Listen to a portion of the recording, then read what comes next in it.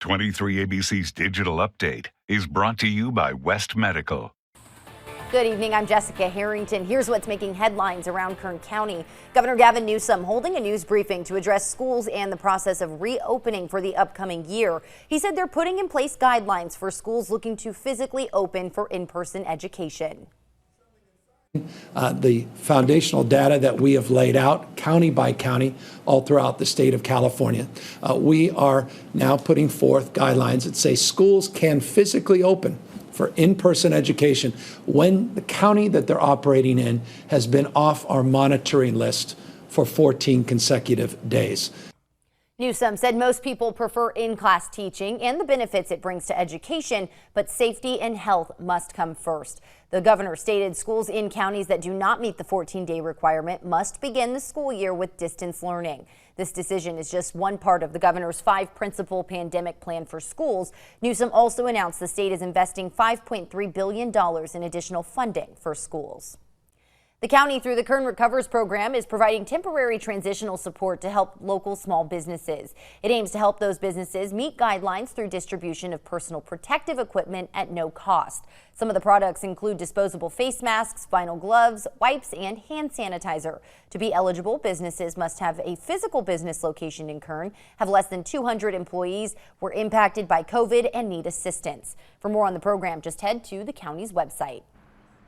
KFC launching a new meal vegetarians may like. The chain has a plant-based version of its fried chicken. Now, the faux chicken will be tested in a few dozen areas, including Los Angeles and San Diego.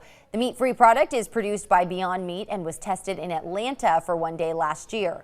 Officials with KFC will analyze the test results and will then determine if the plant-based food will eventually be available nationally. As you know, other companies, including Burger King, Dunkin', and Starbucks, also have plant-based meals.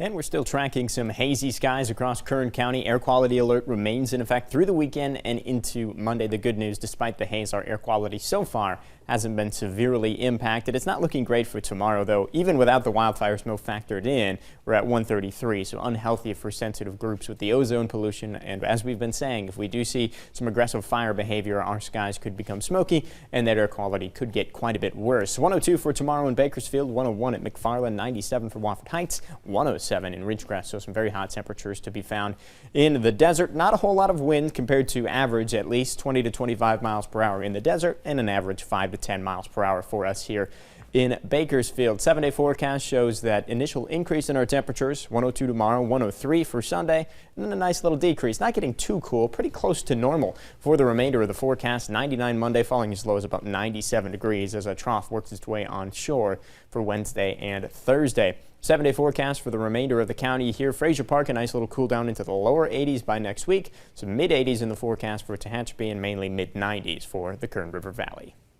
That's your latest news and weather update. For the latest news anytime, be sure to log on to our website, turn to23.com.